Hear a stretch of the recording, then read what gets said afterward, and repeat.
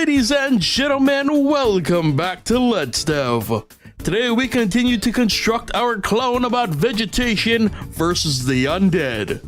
Now last time we finally figured out our arc issue for the kernel pult and managed to not only get the arc to work properly, but we also added proper interactivity between arc shots and zombies.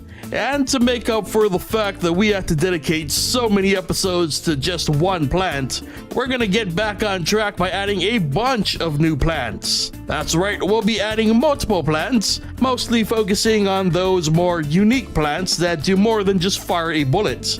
And of course, we'll also make them interact with the zombies. So let's not waste any more time and get to the planting. The first set of plants up were some of the shrooms, starting with the fume shroom. The fume shroom quote-unquote sprays directly in front of it, acting sort of like a short-range piercing shot. The setup was pretty simple. The fume shroom would have a limited line of sight, and if the zombies enter said line of sight, that would trigger the fume shroom to attack. The attack would spawn a new quote-unquote projectile object for plants, specifically made for AoE related attacks. This AoE attack's lifespan is also specifically determined by the plant creating it.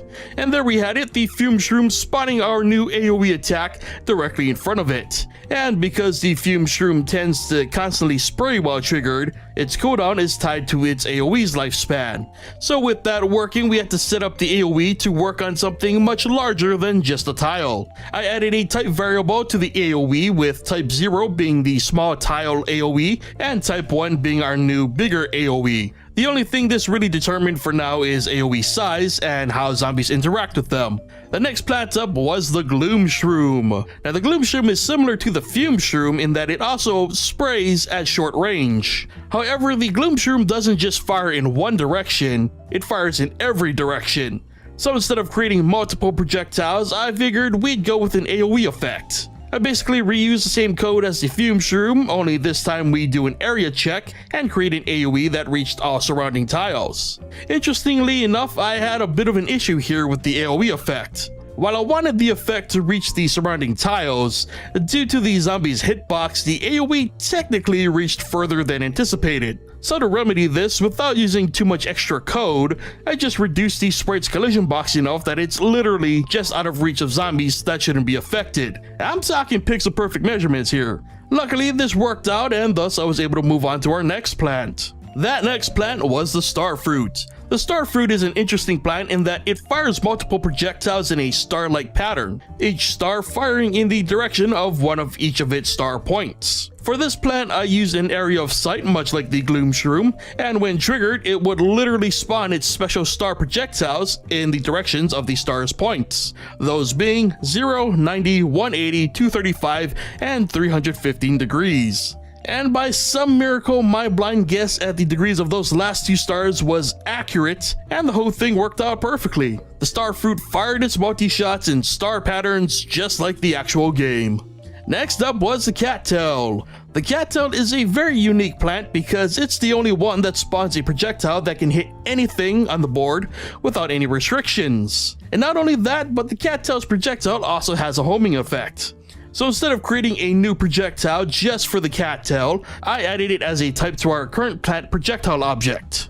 I added the necessary variables needed to have our projectile move freely using the motion set function, and to add to that, it would also keep track of the nearest enemy and slowly move towards that target. And boom, just like that, we had ourselves another plant done and in the bag. So it was time to move on to our final plant for this session, the Spikeweed.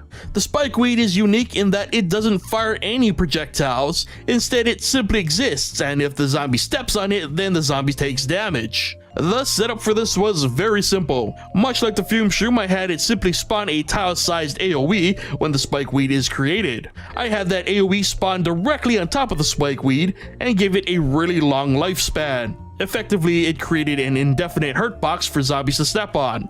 Speaking of which, this created an interesting issue with the zombies themselves. Zombies would stop moving when coming into contact with the Spikeweed instead of stepping on it. So I had to change that to ignore Spikeweeds. However, despite the change, zombies would still stop moving when faced with the Spikeweed. Now ideally I just wanted the zombie to ignore the spike weed in its eat state, but in order to fix this and keep the zombie moving, I had to make this check during the walk state instead. Not exactly sure why, but that ended up being the case. Regardless, the spike weeds now work like they should, and in fact we now had 5 new plants added working just as they should. And don't worry, those big old ugly red boxes are just there for developmental purposes. Now that we know that the system works, we can make them invisible in the future.